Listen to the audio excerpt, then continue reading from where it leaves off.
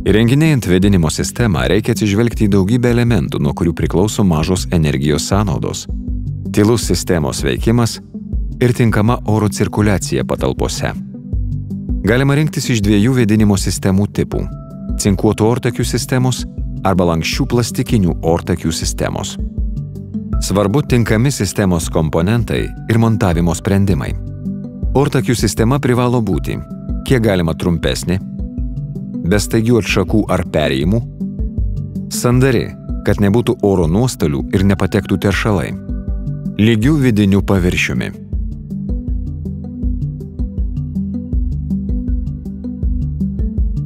Nepriklausomai nuo vėdinimo sistemos tipo reikalingi tie patys priedai. Jie komplektuojami kartu su vėdinimo įrenginiu.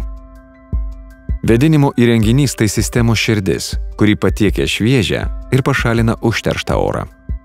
Jūs galite pasirinkti įrenginį su rotaciniu arba plokšteliniu šilumokaičiu. Lauko oras turi būti paimamas ten, kur yra švariausias.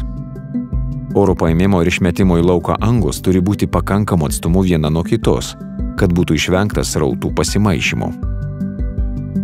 Išorinės ventiliacinės grotelės saugo ortakių sistemą nuo šiukšlių ir sniego patekimo į vidų. Rekomenduojamas grotelių dydis turi būti bent 1 žingsniu didesnis nei ortakis. Oro paėmimo ir išmetimo į lauką ortakius būtina izoliuoti šiluminę izoliaciją. Tokiu būdu išvengiama kondensacijos ir nepageidaujamų šilumos nuostolių.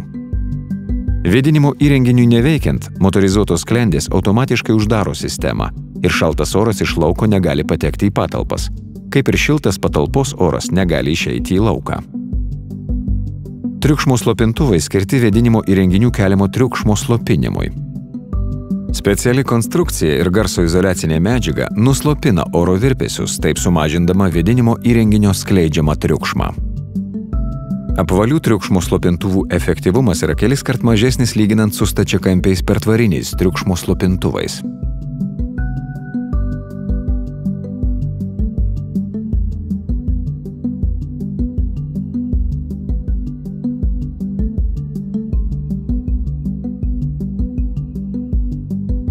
Įsirenginėjant cinkuotų ortakių vėdinimo sistemą, galima rinktis iš plačios specialiai sukurtų komponentų gamos. Vėdinimo sistemoje naudojamos jungtys leidžia sandariai sujungti ortakius ir nukreipti oro srautus į reikalingas patalpas. Teisingai naudojamas ortakių jungtys sumažina oro pasipriešinimą. Tai turi didelę įtaką ventiliatoriaus naudojamai energijai. Oro tiekimo linijose, naudojant modernius trišakius elementus, ne tik sumažinamas oro pasipriešinimas, bet ir geriau izoliuojami garsai tarp skirtingų patalpų. Reguliavimo sklendės padeda paskirstyti oro srautus į skirtingas patalpas. Tiekiamas arba šalinamas oro kiekis sureguliuojamas pagal projekto reikalavimus. Perteklinis sklendžių naudojimas oro srautui sukelia papildomą pasipriešinimą. Ortakių susikirtimo taškuose galima montuoti kryžmes. Kryžmės leidžia oro srautams prasilenkti, nedidinant sistemos aukščio. Oras į patalpas patenka per skirstytuvų pajungimo dėžes.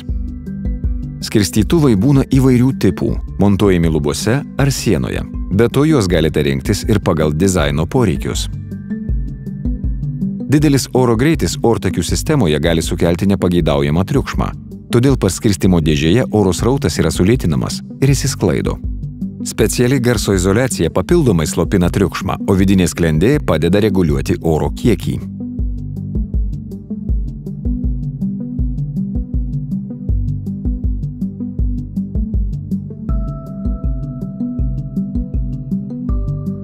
Lanksčių ortakių vėdinimo sistema skirta nedidelėms patalpoms, kuriuose vėdinimo sistemoms įrengti trūksta erdvės.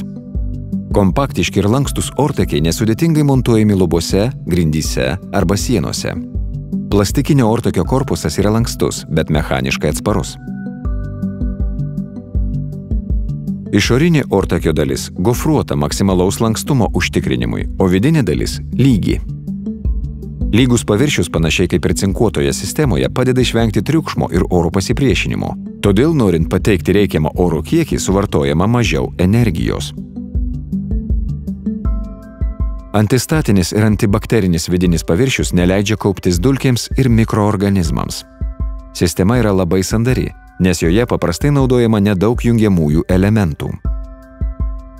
Lanksčių ortakių ir komponentų sujungimo vietose būtina naudoti specialias tarpines. Taip užtikrinamas sistemos sandarumas.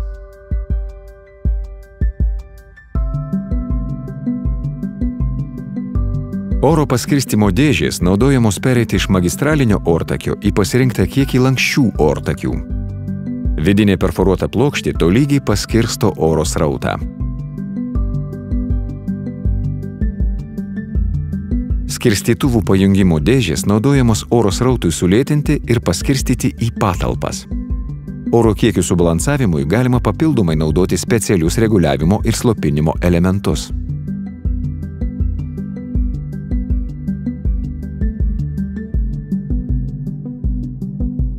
Apeigos yra naudojamos siekiant apeiti kliūtis arba sumažinti sistemos aukštį ortakių susikirtimo vietoje.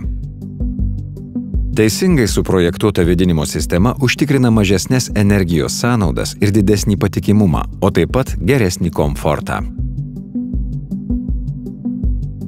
Renkantis tarp cinkuotų ar plastikinių ortakių sistemų, reikia atsižvelgti tiek į jūsų poreikius, tiek į šių sistemų privalumus ir trūkumus.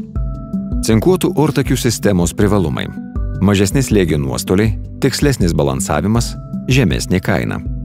Jos trūkumai – sudėtingesnis projektavimas ir komplektavimas, didesnė užimama erdvė, reikalinga aukštesnė montuotojo kvalifikacija. Lanksčių plastikinių ortakių sistemos privalumai – mažas aukštis, lengvas ir greitas montavimas, akustinis patalpų atskyrimas. Šios sistemos trūkumai – didesnė kaina, brangesnė eksploatacija, ribotos pritaikymo galimybės. Nepriklausomai nuo to, kokio tipo vėdinimo sistemą pasirinksite, būtini teisingai parinkti komponentai ir montavimo sprendimai.